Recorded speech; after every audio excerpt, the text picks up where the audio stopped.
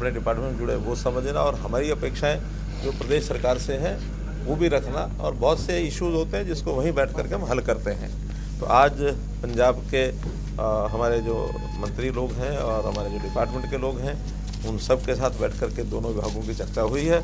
और उसमें खास करके जो हमारा पावर का इशू है, तो पावर में यहाँ के बंधुओं ने अपनी जो पावर की जो भी कमी है पावर की आपूर्ति में, उसके कुछ विषय रखे हैं। उसमें खास करके थर्मल पावर के जो प्रोजेक्ट्स हैं, नए प्रोजेक्ट कैसे लगे, कहाँ लगे, केंद्र कितनी पावर दे सकते हैं, लोकेशन कितनी कर सकती है, उसके ऊपर विचार हुआ है। हमने सुझाव दिया है कि हमको एक वहाँ पर क्या उसको पिट हेड पर अपना कोई पावर प्लांट लगाने की कोशिश करनी चाहिए, क्योंकि यहाँ पावर लगाने से जो कोयले का टैरिफ है और कोयले का जो वहाँ से लाने का जो खर्च है वो बचेगा, और प्रदूषण के नाते से भी हम उसमें कुछ अपनी कमी ला सकेंगे। एक विषय ये आया है। पावर का ही एक दूसरा विषय जो पंजाब सरकार का और वैसे तो हिमाचल सरकार का मुख्य विषय है, वो है शन्नन पावर प्रोजेक्ट, जिसकी 100 साल की कोई लीज है। वो समाप्त होने पर हिमाचल ने उस पर अपना दावा किया है कि वो उनको मिलना चाहिए, लेकिन पंजाब सरकार ने उस पर अपनी आपत्ति जताई है और वो केस सुप्रीम कोर्ट में गया हुआ है। तो सुप्रीम कोर्ट में सबके अपने अपने व्यूज़ हैं, वो वहाँ जा कर रखेंगे, और जो फैसला सुप्रीम कोर्ट करेगा वो सुप्रीम कोर्ट उस नाते से निर्णय जो देगा वो सभी को मान्य होगा। बीबीएमबी का भी विषय आया है। तो बीबीएमबी में जो नियुक्ति है मेंबर्स की, वहाँ कुछ पिछले दिनों में गवर्नमेंट ऑफ इंडिया के हमारे पावर डिपार्टमेंट ने कुछ नए नियम बनाए 2022 में, उसके ऊपर भी चर्चा हुई है।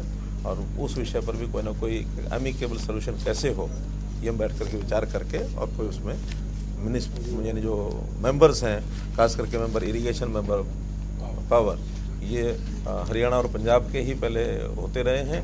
दोबारा से उसी पद्धति को लागू किया जाए, ऐसी यहाँ के लोगों की डिमांड है। तो उस पर गवर्नमेंट ऑफ इंडिया सहानुभूतिपूर्वक विचार करके और बाद में इनको बता दिया जाएगा।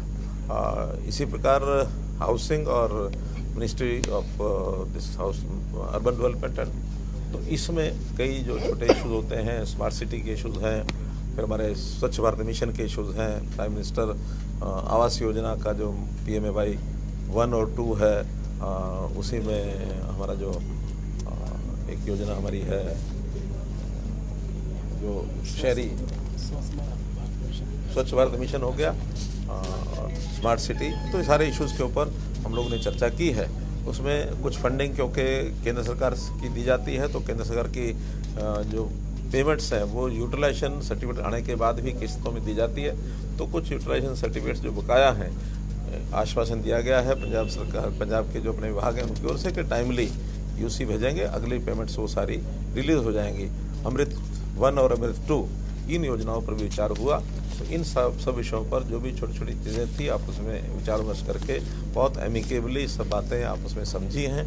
और मीटिंग हमने इनफॉर्मल मीटिंग हमारी ज़्यादा थी, चीज़ों को डिस्कस किया। डिस्कस करने के बाद जो भी कठिनाइयाँ समझ में आती हैं, ध्यान में आती हैं, कुछ नए इश्यूज़ भी ज़रूर निकले इसके अंदर, वो सब आपसी समझ के साथ पंजाब के शहरों का कैसे हम विकास करा सकें, कैसे नई बात उसमें आगे बढ़ा सकें।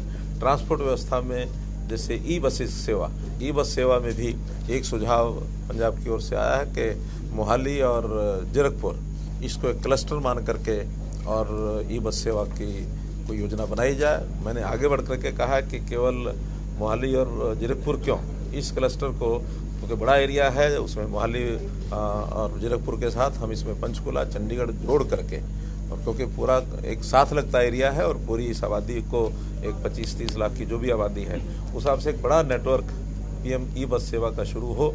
उसके अंदर जितनी बसों की आवश्यकता होगी और जितनी उसमें हम ग्रांट देते हैं वो सारी उपलब्ध कराने के लिए हम लोग तैयार हैं। तो ऐसा रेजोल्यूशन पंजाब की ओर से अगर आएगा, ऐसे ही मेरी कल चंडीगढ़ में भी बैठक है, हरियाणा में भी बैठक है, तो उनको भी ये सुझाव दूंगा कि एक क्लस्टर ई बस सेवा के लिए सभी नगरों का, क्योंकि सवारी तो आखिर ये शहरों में एक दूसरी जगह आना जाना उनका लगा रहता है, तो ये एक अच्छी सेवा शुरू हो सकती है।